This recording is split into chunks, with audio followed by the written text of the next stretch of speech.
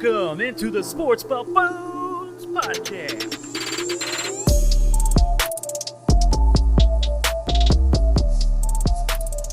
Welcome back into the Sports Buffoons studios here in Kansas City. I'm your boy JG, and we got a great show for you today. Hope you guys are having a happy holiday season out there, having some great times with your family and friends. I'm going to get to some NFL news for starters here. The Saints coach Sean Payton just confirmed yesterday that Drew Brees will be the starter in Week 15 against the Chiefs. So Sean Payton said that Drew Brees has been wearing protective gear around his ribs for years, and so playing Sunday is not going to be anything new. Now, this doesn't really change a lot for me. I know I told you guys on the last podcast that I expected a close game this week, but I don't expect a lot of changes. I think the game plan remains the same on the Chiefs side. You just got to figure out a way to stop that running game. And then on the Saints side, you got to figure out a way to keep Patrick Mahomes off the field. If anything changes whatsoever, I would give a slight advantage to the Chiefs, only because I think Drew Brees, he's going to have to shake off a little bit of rust in this game. So I don't think you're going to see the best Drew Brees in this game. So I'll give the advantage to the Chiefs, although I still think it's going to be a close game. And I do think the Chiefs will be victorious. But I want to move on to some NFL MVP talk. And we talk about that a lot on this show. And, you know, there's a lot of changes from week to week. I know you've got the top three contenders right now as Patrick Mahomes, Aaron Rodgers, and Russell Wilson. But I wanted to change it up a little bit today because there's a lot of NFL players I just don't think they get enough recognition. So what I'm going to do is go through the NFL MVP standings as I see it, but we are going to go non-quarterback. So we get kind of tired of hearing the same old things over and over again. And, don't get me wrong, these quarterbacks that we have in this league are great. And it's very exciting to see these quarterbacks go fight for this NFL MVP award. But let's be honest, if you're playing in any other skill position in the league, you have no shot whatsoever at winning the MVP. So I want to talk about some running backs and wide receivers. So this is going to be my alternate list for NFL MVP or non-quarterback list for MVP, whatever you want to call it. Now I'm going to start out. I've got 6 guys here. We're going to start out with number 6. And my 6th best player in the league right now, who is not a quarterback, is going to be Derrick Henry. Now, Derrick Henry has rushed for 297 times for 1,532 yards. So that's 5.2 yards per carry, which, as you guys all know, that's really good for a running back. But the reason I've got Derrick Henry on this list is because he's absolutely just carrying this team. So when I think about Derrick Henry, he reminds me a lot of those old Cleveland Cavaliers teams when LeBron James was the only guy that you really had to worry about on those teams. And he used to carry those teams on his back. And that's what kind of reminds me of Derrick Henry this year with the Titans, because if you take him off that team, they're just a bottom feeder. I mean, so he is the entire team. And I look at his upcoming schedule. He's got the Detroit Lions, Green Bay Packers, and Houston Texans. And none of those 3 teams have a good defense. And, Derrick Henry, he's got 14 touchdowns on the ground this year, but he also has 17 receptions for 109 yards. So Derrick Henry would be my number 6 player on this list. Then moving up to number 5 of my NFL MVP list, of non-quarterbacks, I've got the great Travis Kelce. Now, Travis Kelce has 90 receptions for 1,250 yards and 9 touchdowns. And in my opinion, he has a chance to be the GOAT, the greatest of all time when we're talking about tight ends. And we've talked about that on this show. When we think about the greatest tight ends of all time, we're talking about guys like Rob Gronkowski, Tony Gonzalez, Antonio Gates, Jason Witten. And so when it's all said and done, Kelce will be among these all-time greats. And obviously it helps when you got Patrick Mahomes throwing you the ball. So I've got Travis Kelce at number 5. Number 4, we're going to go with the wide receiver, Davante Adams of the Green Bay Packers. He is at 91 receptions for 1,144 yards and 14 touchdowns. And as we said with Travis Kelce, with Davante Adams, it helps when you've got the great Aaron Rodgers delivering the ball to you on a weekly basis. But you've also got that skill set of Davante Adams. And Davante Adams, he's just making the best of it every single week. Now, I did notice that ESPN had an article up yesterday about Stephon Diggs. They were trying to make the case that Stephon Diggs was the best wide receiver in the NFL right now. And I'm not going to take anything away from Stephon Diggs. He's a great player, but he's not putting up the numbers like Davante Adams is this year. So I've got Davante Adams at number 4. Number 3, we're going to go back to the running back position. I've got Dalvin Cook as my 3rd best player in the league who is not a quarterback. Of the Minnesota Vikings, Dalvin Cook, he has 273 rushes for 1,352 yards and 14 touchdowns. That is 4.95 yards per carry. But I do put him ahead of Derrick Henry because he's also has 37 receptions for 322 yards and a touchdown. So he's getting it done as a receiver as well. And this is much like the Derrick Henry argument, guys. If you take Dalvin Cook off of this team, what do you have? There's not a whole lot there. I mean, and I'm not trying to trash guys like Kirk Cousins and Ryan Tannehill.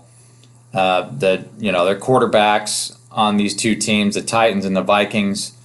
But these guys are mediocre quarterbacks. So it's kind of like Derrick Henry. If you take Dalvin Cook off of this team, it's a completely different look. And let's be honest, they just would not be a good team. They wouldn't be vying for a playoff spot right now. Now, they still might not make the playoffs this year, the Vikings, but Dalvin Cook is the guy that is giving them that chance.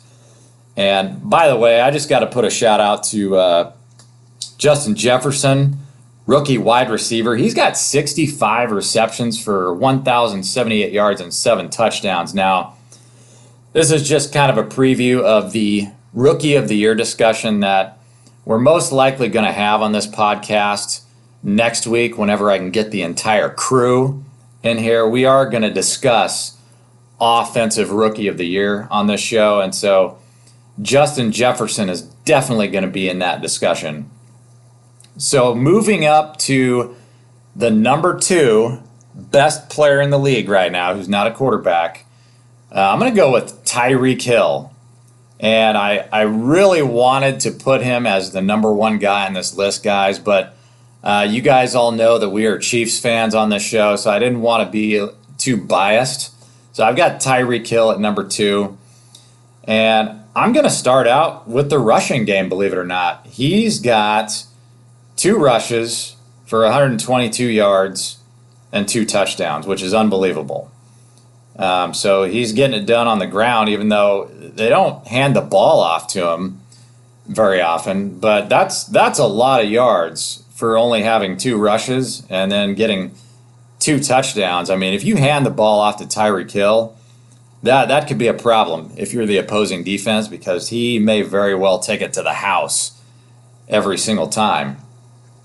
Now, moving over to his receptions, he does not have as many receptions as Travis Kelce and Davante Adams, but he is doing more with those receptions. He's got 77 receptions for 1,158 yards and 14 touchdowns.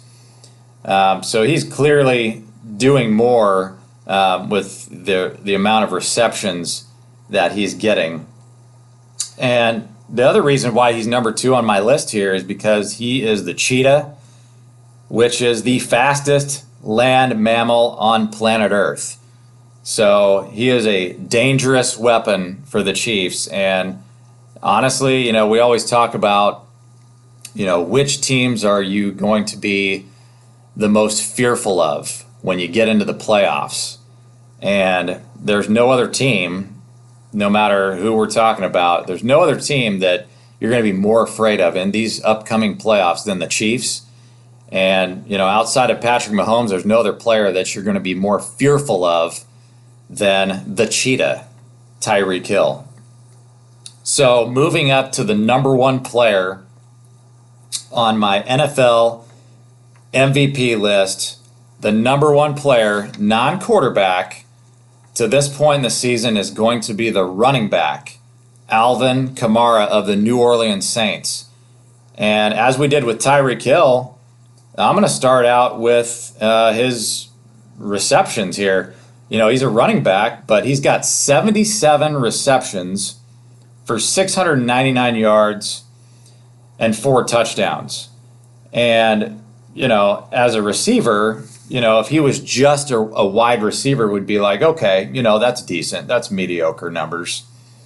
But, oh, by the way, let's throw it in his rushing yards. He's got 154 rushes for 723 yards, 10 touchdowns, which gives him 14 total touchdowns at 4.7 yards per carry, which is a combined total of 1,422 yards. And the reason why I put him number 1 on this list is because he gets it done as a running back and a receiver. Now, keep in mind, he's got Latavius Murray over there helping him out. And basically what Latavius Murray does from a fantasy perspective is he steals a lot of his workload. So Alvin Kamara, I did a little bit of math here. If you take Latavius Murray out of the equation, Alvin Kamara could potentially have 2,129 total yards on the season. That's right, 2,129 total yards. And so based on the number of looks that Alvin Kamara is getting this year, to me, he is the number 1 guy on my list.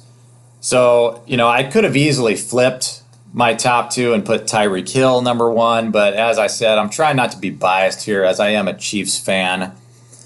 So that is my MVP list, and you're going to see a lot of movement on this list as we go forward. A lot of things could change, but that's how I see it right now, as if we're looking at my NFL MVP list of non-quarterbacks.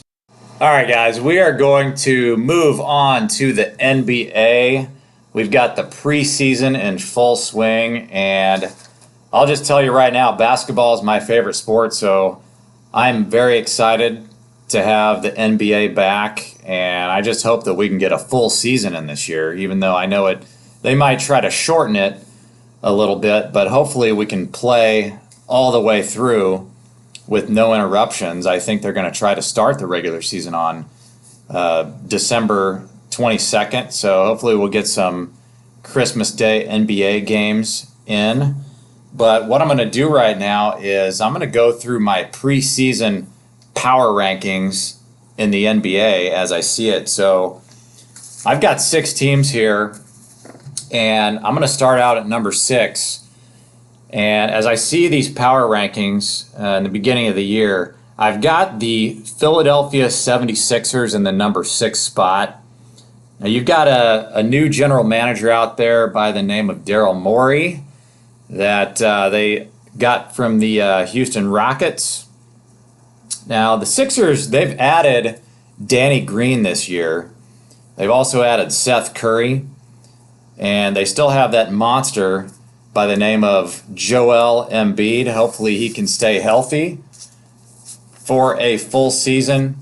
The interesting thing to me about the 76ers this year is I really am interested to see if Ben Simmons is going to develop that jump shot, specifically the three-point shot, because if he can ever do that, I mean, the Sixers are going to be a finals contender every single year. I like the Sixers overall. They've still got Tobias Harris, and he's going to give them 20 points a game, as he does almost every single year. And they also added a 35-year-old Dwight Howard, who we used to call him Superman. I'm not sure what they're calling him now. He's 35 years old, but they did add Dwight Howard. And these guys have enough talent to make the finals, as I said, every single year. But to me, it falls on Ben Simmons. And at this point, I still think that he's too young to take that next step this year. So I do have the Sixers at number 6.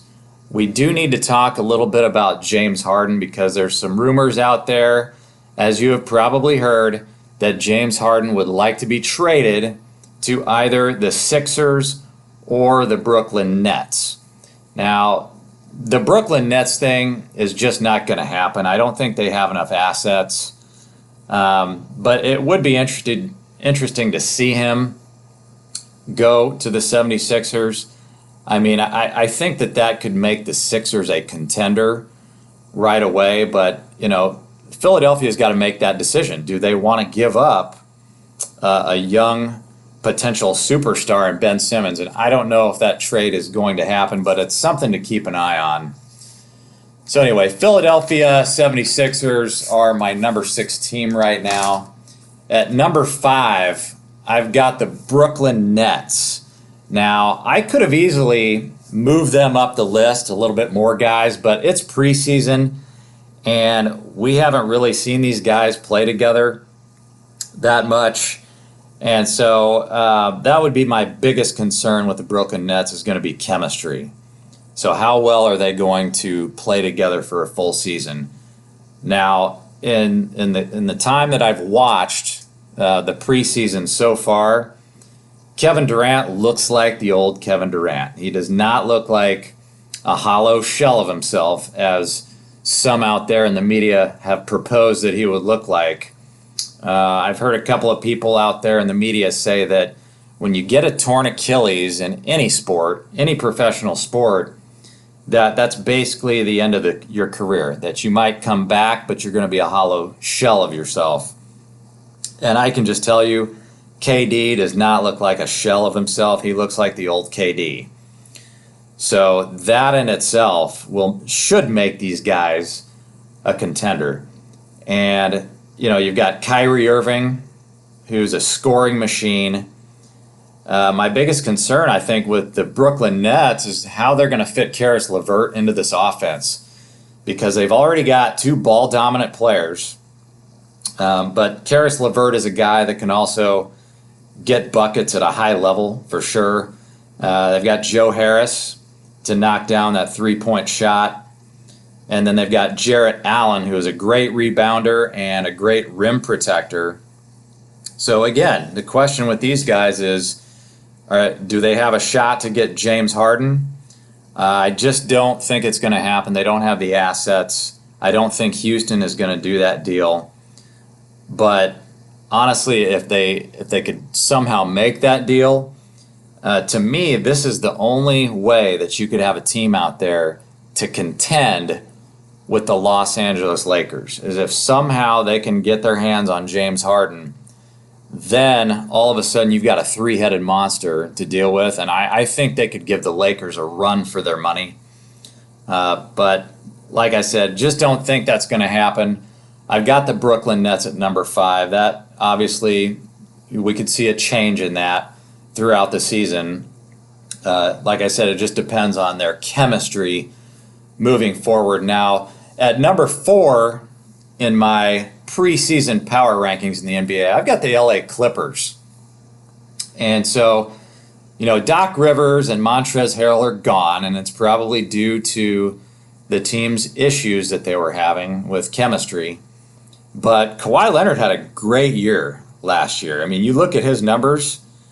I mean, he was putting up Kawhi Leonard numbers.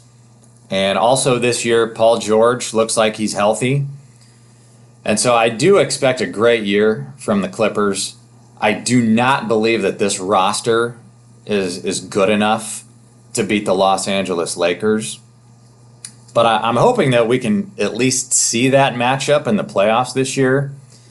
Last year in the bubble, I think there were a lot of wacky things going on, and I don't think that we had necessarily the best teams playing against each other in that bubble. You know, I think things would have been differently, particularly with the Milwaukee Bucks and the LA Clippers, and just being locked up in that kind of an atmosphere, being away from your families for that long. I think it took its toll on those two teams specifically. But not to take anything away from LeBron James and the Lakers, because they did what they had to do, and they won a legitimate championship. I don't care what anybody says. Many people are out there in the media trying to put an asterisk on this Lakers championship, and I'm just not buying it. If anything, you know, it should be the opposite of that.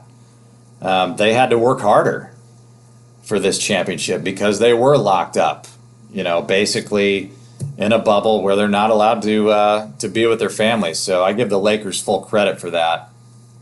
But the Clippers, I don't believe that they would have made that early exit like they did last year. So I don't think you're going to see that this year. I do think they are going to make it to the Western Conference Finals.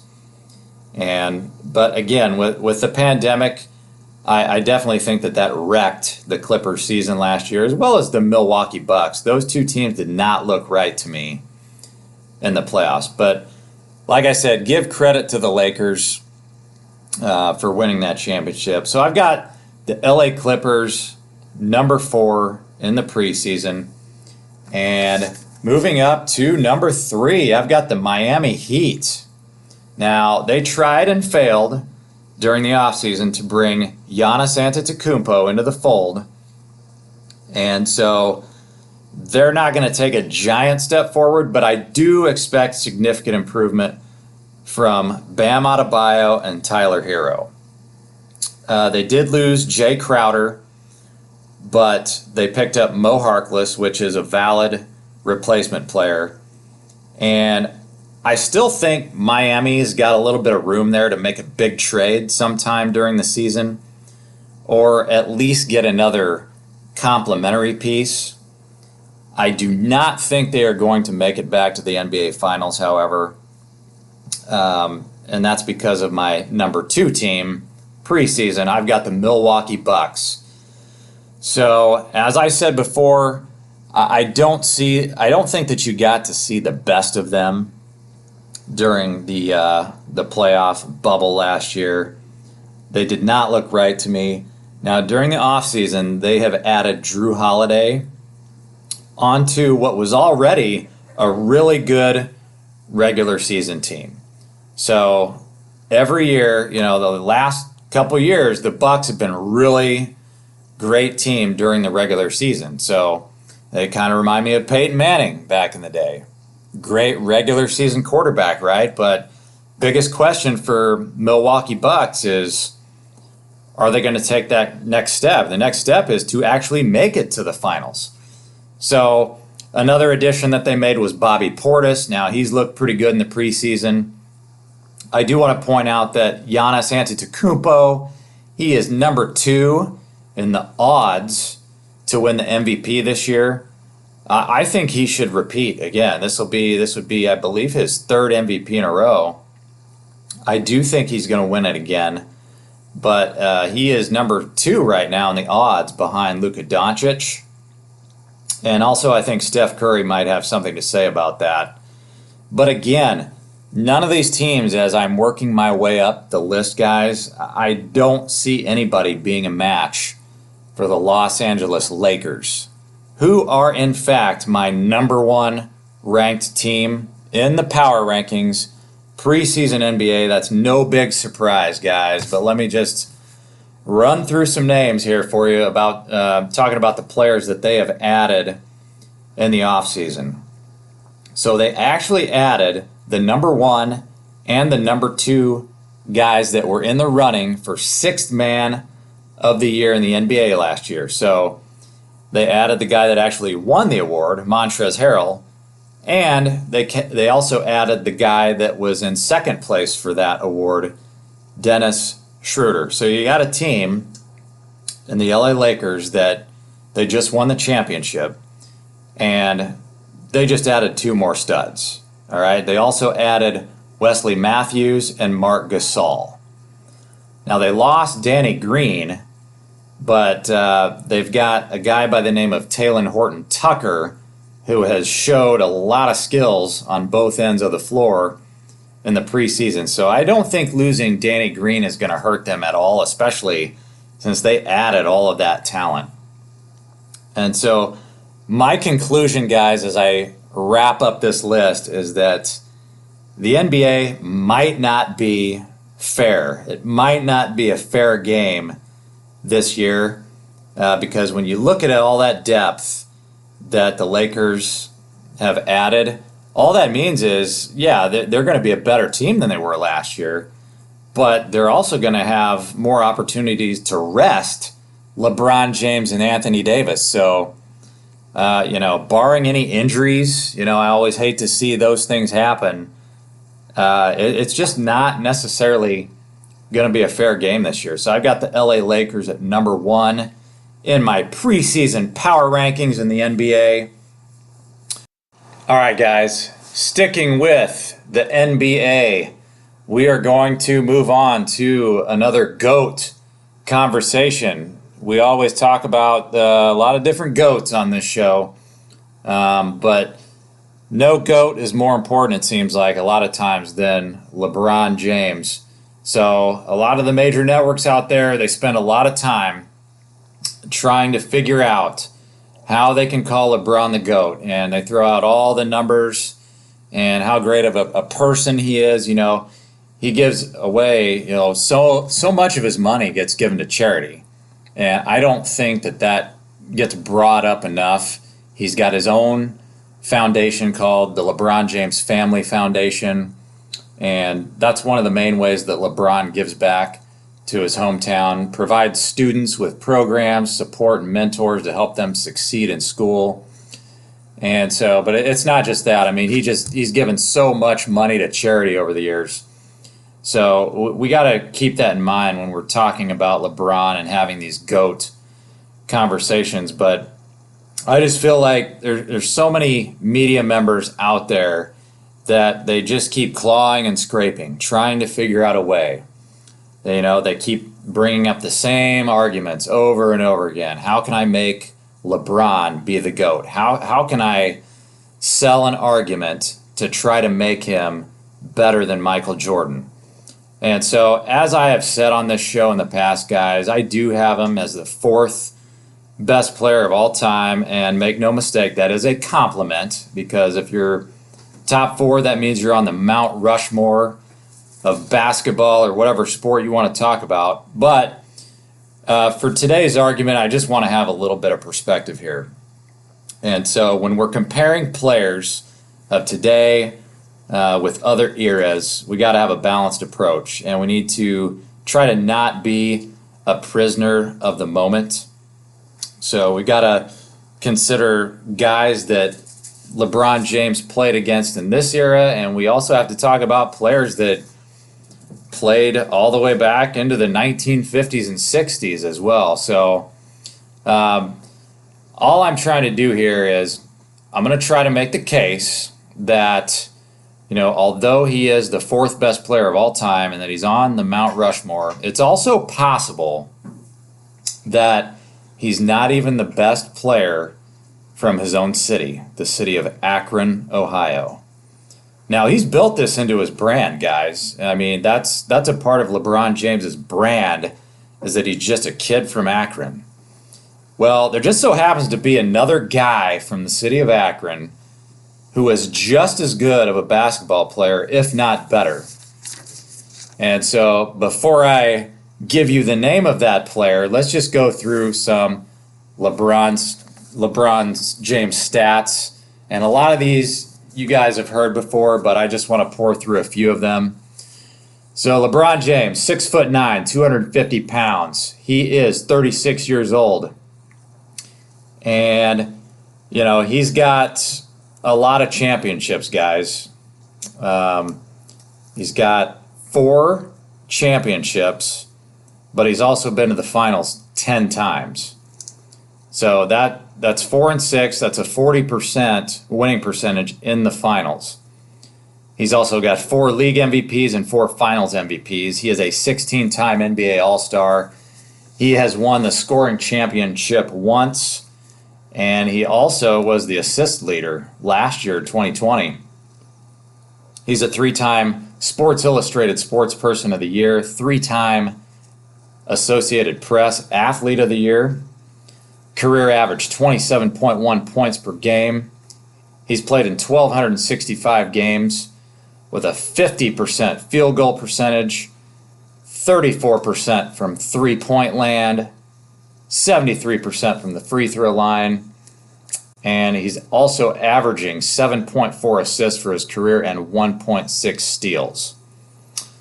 And we're not going to talk about his rebounds and blocks. He's 6'9", so he's got a lot of those. But before I bring up this next player that we're going to talk about, I want to bring up the boxing discussion. So any of you boxing fans out there, we always like to talk about who is the best player pound for pound. And we don't really talk about that in any other sports. We bring it up in boxing and the UFC. But, when I look at a couple of guys like Floyd Mayweather, if you wanted to compare him to the great Muhammad Ali, it's very difficult to compare those two guys because Mayweather, he's 5'8", 150 pounds, but he went undefeated. So he's 50-0 in his career, whereas you have Muhammad Ali was 6'3", 192 pounds. He was 56-5. So pound for pound, it's very difficult to compare those two guys, and a lot of people would say, "Oh, that's not even an argument. You gotta take Muhammad Ali no matter what in that discussion." But pound for pound, to me, Mayweather is a better boxer, and it's not just because he was undefeated, but the guy only weighs 150 pounds. So I want to bring that pound for pound discussion into this GOAT argument when we're talking about the NBA. And I'm going to bring up a guy also from the city of Akron who may not have as good of stats as LeBron James, but in some cases he actually has better stats, and he might actually be a better pound for pound player. That's a guy by the name of Steph Curry. Steph Curry is 6'3", 185 pounds. He's 32 years old. He actually has a 60% finals record because he's got 3 championships, but he's only lost 2 times. He is a 2-time MVP and a 6-time All-Star. He also has a scoring championship like LeBron James. And he also led the league in steals. And he's also been the AP Athlete of the Year. He averages 23.5 points per game. But this is the one thing that really surprised me. He's only played 700 games in his whole career. Now, a lot of that is due to injury. But it's crazy to think that LeBron James has almost played double the amount of games as Steph Curry. When you compare their field goal percentage, Steph Curry shoots 47.6%, which is slightly below LeBron James, but obviously with LeBron's size, he can just bulldoze his way to the hoop and make layups whenever he wants. 3-point percentage, it's not even close. Steph Curry, 43.5% versus LeBron's 34%.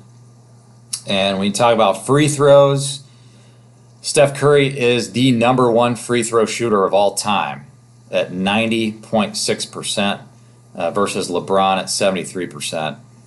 And we always give LeBron a lot of credit, and he did lead the league in assists last year, but for their career, there's not a whole lot of difference. LeBron averages 7.4 assists per game for his career. Steph Curry's at 6.6, so not a huge difference there. And then as far as steals per game, it's about the same. Steph is at 1.7, LeBron's at 1.6. So when I compare these two guys, LeBron obviously has a lot more rebounds and blocks, but you can't really take that into account in a pound for pound argument because the guy's 6'9", 250 pounds. So he should have a lot more rebounds and blocks.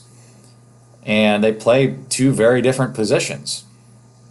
And so I just want to consider this argument when you're debating LeBron versus Jordan, or LeBron versus Kobe, or Kareem Abdul-Jabbar, or Wilt Chamberlain, whoever you want to throw out there.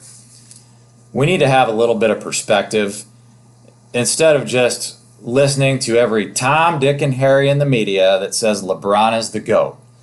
And I mean, these guys, they try to cram it down your throat every single day. And so the thing you have to understand about Steph Curry, and the main reason why we're even having this discussion, is because Steph Curry is one of the best shooters in the history of the game. And the object of the game is to put the ball in the hole. And so Steph Curry is one of the best, if not the best shooter in the history of basketball. And he's also the best free throw shooter of all time. Now Steph, he's had his way with LeBron James in the finals. Steph is 2-1 against LeBron James in the finals, and he also has a winning record overall in the NBA finals. And before you sit there and say, oh, well, he had Kevin Durant on his team. Well, no, he didn't. He didn't have Kevin Durant in the first finals when he beat LeBron James. And, if you want to talk about guys that Steph has on his team, well, LeBron James has had plenty of help throughout his career. He's had plenty of star power. Just throw out a few names: Dwayne Wade, Chris Bosh, Ray Allen, Kyrie Irving, Kevin Love. And now he's got Anthony Davis. And all of these guys probably going to the Hall of Fame. So he's played with a lot of Hall of Famers. He's had a lot of star power. And after all of that, he still has a losing record in the NBA Finals. So, Steph has a little bit longer career ahead of him. He's only 32 years old.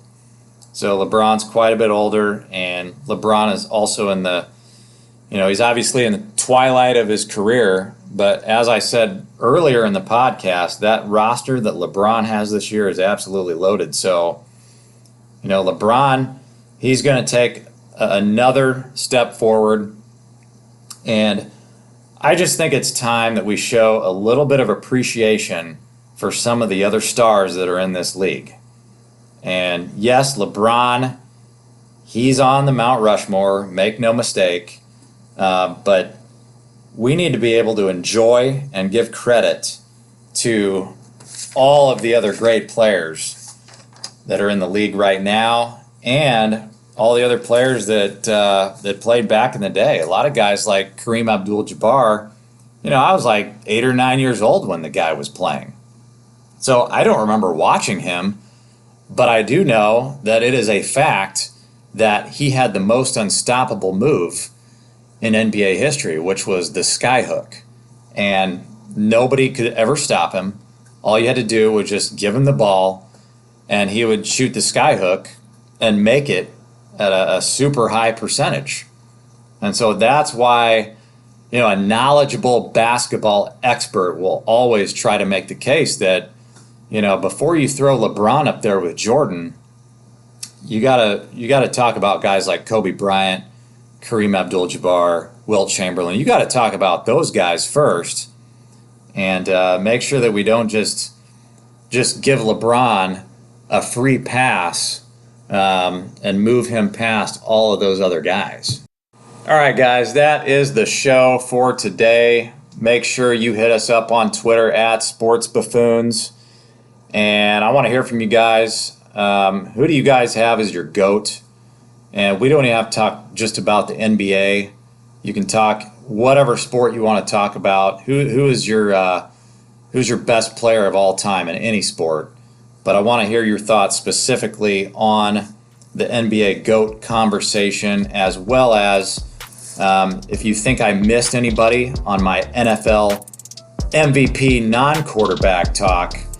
Maybe there's a player that you think should be on that list that I did not include. So let me know your thoughts on Twitter at Sports Buffoons, and I will see you guys on the next one. I am out.